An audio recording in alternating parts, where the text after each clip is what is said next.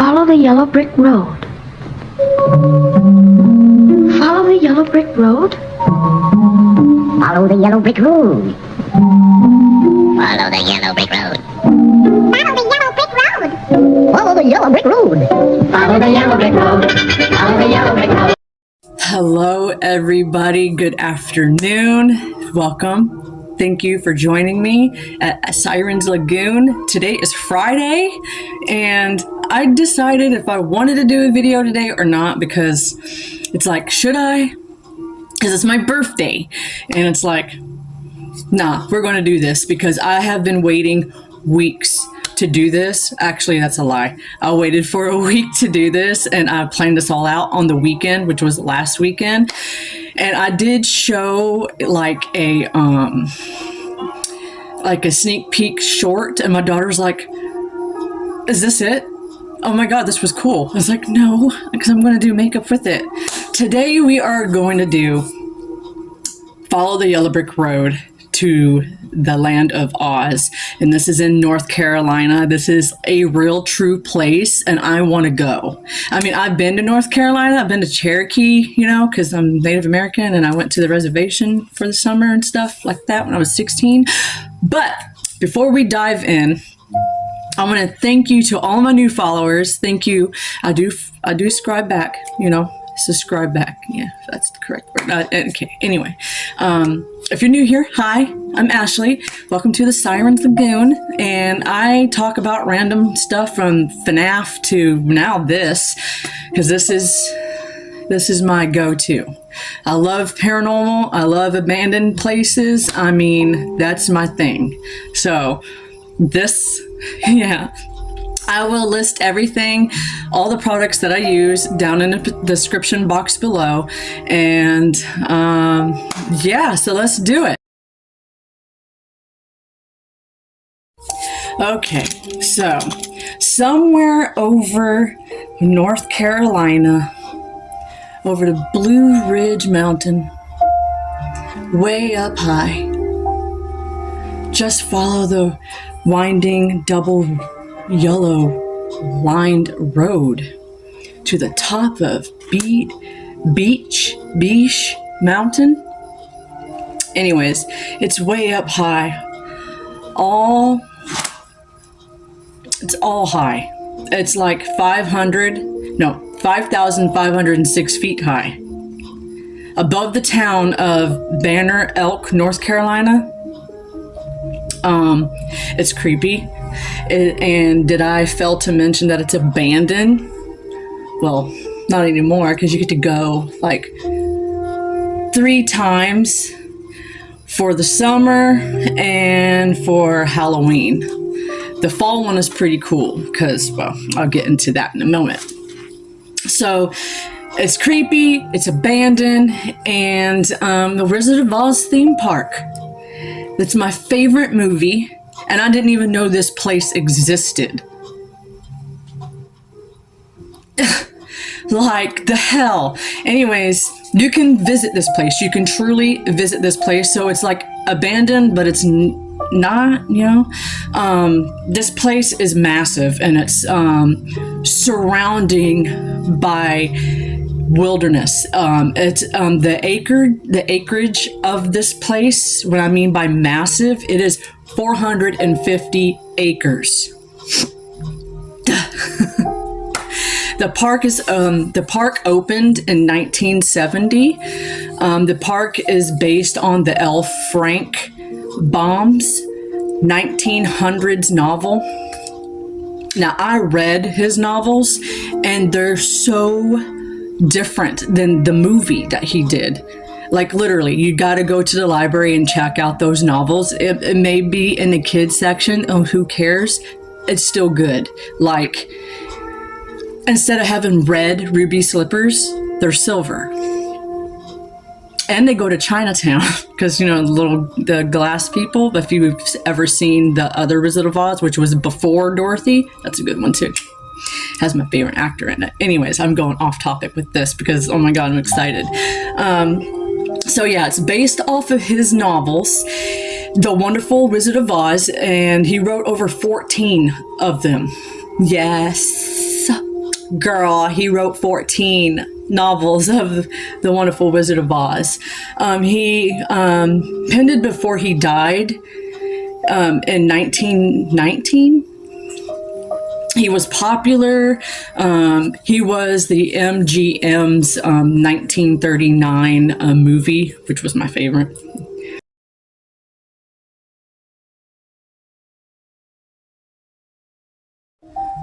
The Wizard of Oz, the wonderful childhood memories of Dorothy Gale and her 3 lovable companions. Judy Garden. Now, I loved her after Dorothy. She was a known actress, and then drugs and alcohol happened to her, and she died at a young age. But she has the most memorable, lovable, amazing voice. Her voice was so enchanted. She inspired generations, and me, of children everywhere. So for like 80 years. That's incredible. So the Land of Oz first opened.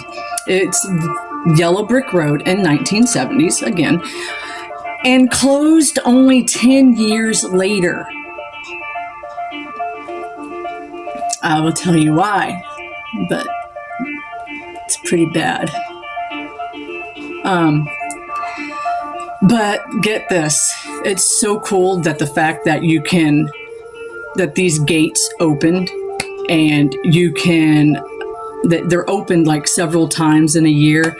In the early summer for the interactive event of the journey with Dorothy, and then on September afternoons, which is in the fall, for the evening, it's called the Autumn of Oz. That's where you get to have dinner with Dorothy, and this place attracts over 400,000 people. They get that many visitors those 2 times in the year. That's incredible. In the first summer of this operation, this would be my dream to visit. I would love to go visit this, like, for real. I've watched this movie over and over when I was a child and stuff. I still have it. I have my own on DVD. I don't have to go to my parents' house and be like, Dad, can I borrow your VHS and your VCR? Yeah, y'all don't know what that is. The new people that are like born in the 90s or 2000s or so. Yeah, we had VCRs way before DVD players. And we had cassette tapes. We didn't have CDs. And Walkmans, which is,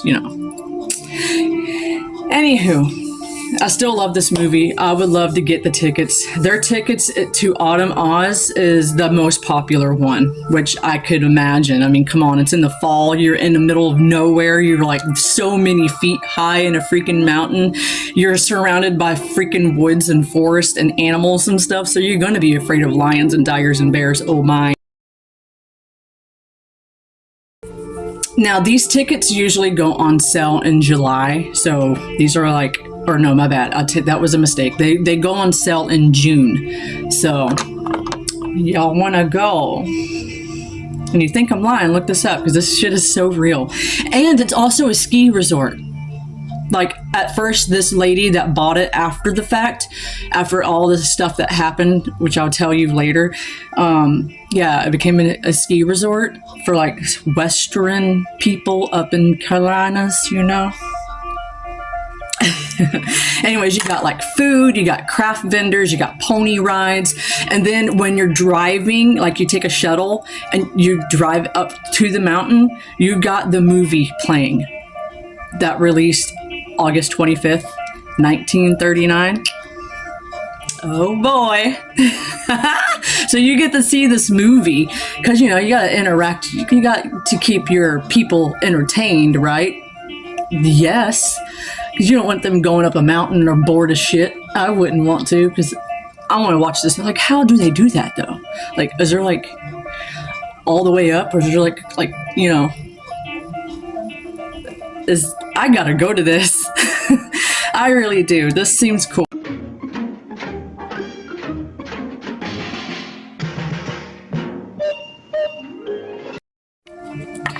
And appearances of you get appearances by the Oz, you know, authorities like Dorothy, and I'm sure, you know. So you park downtown in Beech Mountain, or Beech. I could be getting it wrong. The board, you will board a shuttle, and along the Oz Road, there is this cool thing where the shuttle stops at a screen playing The Wizard of Oz on a loop. And to keep like I said, it keeps the passengers entertained. That is like the coolest thing ever, you know. So in 1966, there was 3 brothers. You got Grover, Harry, and Spencer Robbins. Decided to build an entertainment complex on the top of Beech Mountain. Their main attraction was to be a ski resort. See what I'm saying? Told you. But it wasn't a woman. Then later on, a woman bought it and all this stuff. But yeah, right now, if you look at pictures, you would see a ski resort, and then you would see that. But the brothers needed a way to attract visitors outside of the area.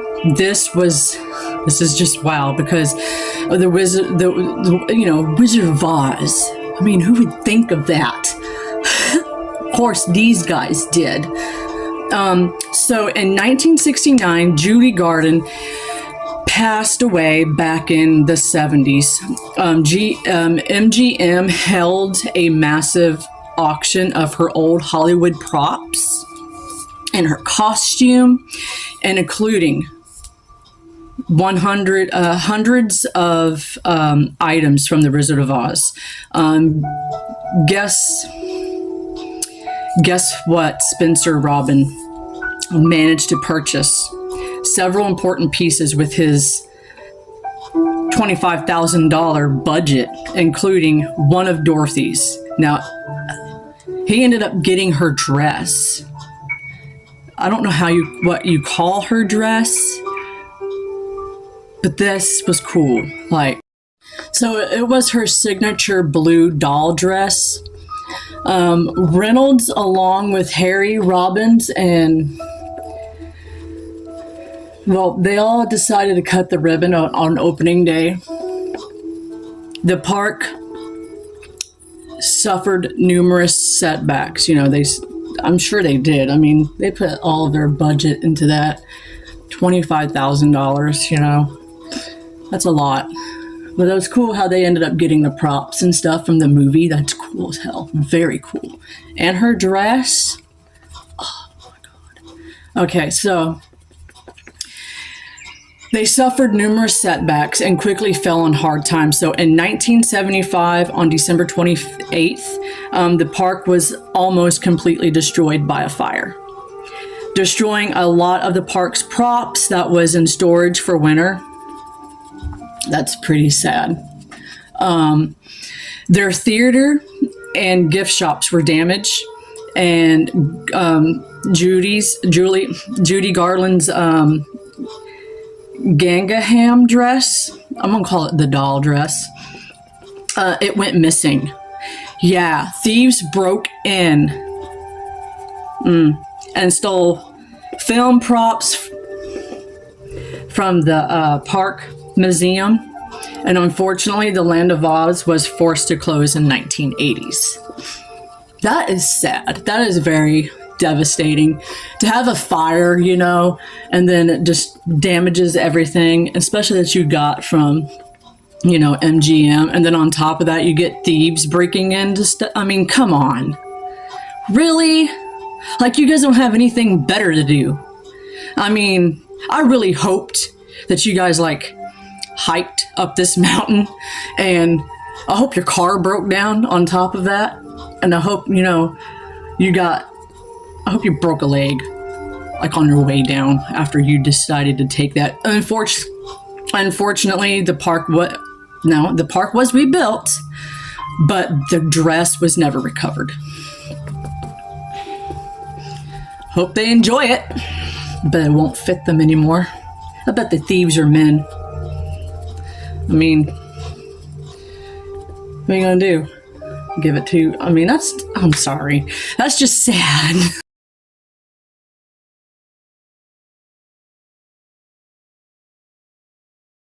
So I hope you know what look I'm going for today. Anyways, for an extra fee, visitors to this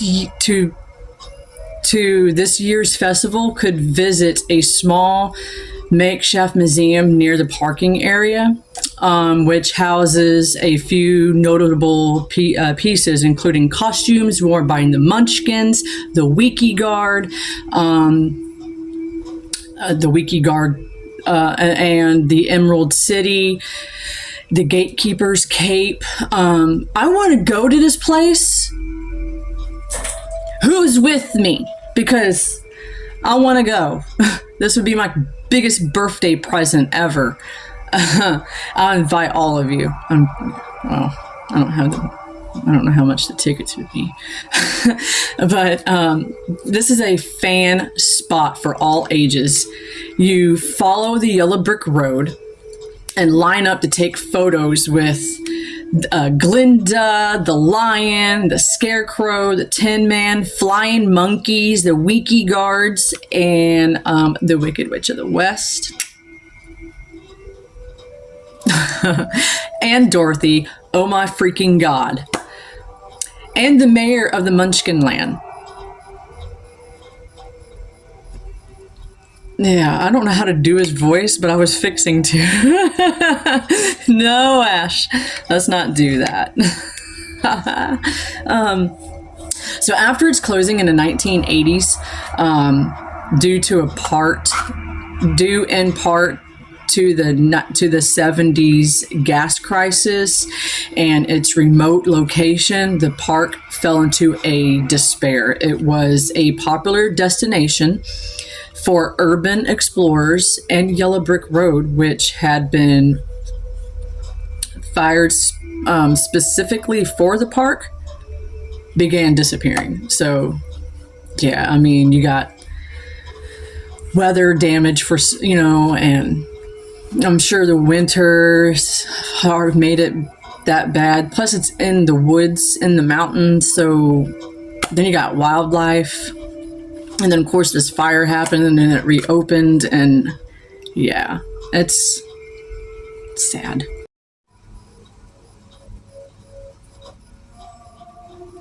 No, I'm sorry. So in the 90s, Cindy Keller of Emerald Mountain Realty purchased the park and began Autumn of Oz as a reunion for former Land of Oz.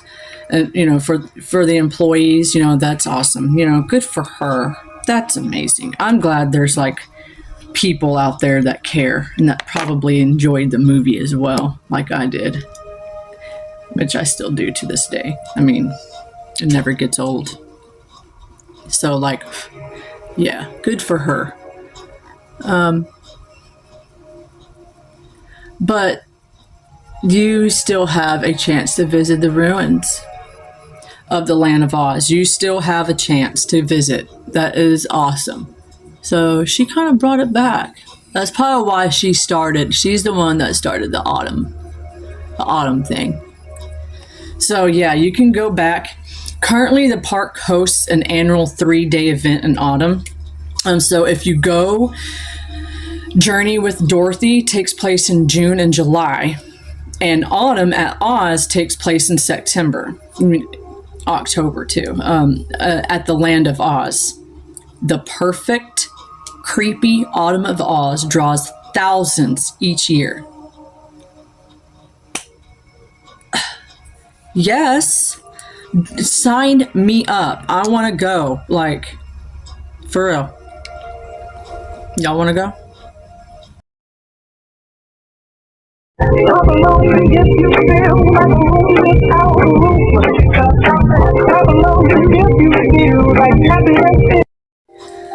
The yellow brick road symbolizes the wonderful Wizard of Oz, the path to knowledge, self-discovery, and personal transformation, symbolizing the quest for enlightenment and the search for one's true inner self.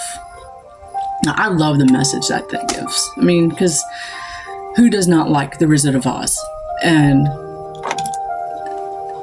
the fact that the message that it brings to people my age and my children and your children and you know. So, I mean, as for the yellow brick road, Frank Bam, the red brick road, goes to the Codlings country in Oz.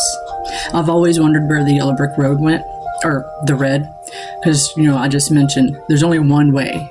There's only one road, and it's the yellow brick road.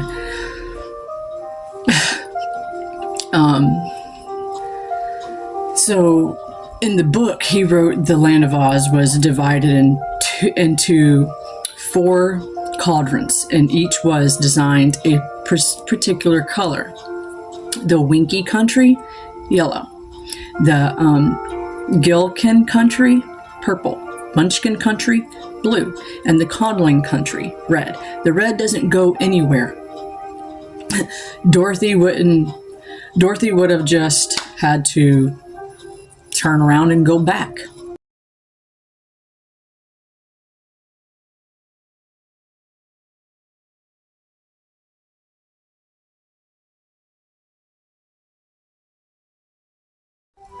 So, everything I need to know that I learned from the Wizard of Oz. Want to know what they are? Okay, I'm finished with my look, by the way. I like it. This isn't something I'm going to wear. Now, the shadow, I would wear this out, but this, no. But the shadow is rocking. It's rocking. It's making my eyes green. Holy shit, they're green, and this one's blue. So, anyway, everything I need to know and that I learned from the Wizard of Oz. 1. Sing the song in your heart and imagination can take you anywhere, even over the rainbow. Enjoy the beauty of new places. Only bad witches are ugly. Ruby slippers are awesome. The yellow brick road leads to magical places. Make friends along your journey. Use your brain. Listen to your heart. Preserve even when things are scary. Stand up for yourself and never give up. A heart is not judged by how much you love, but by how much you are loved by others. Courage takes many forms. All you really need is right here inside you. Remember, there's no place like home.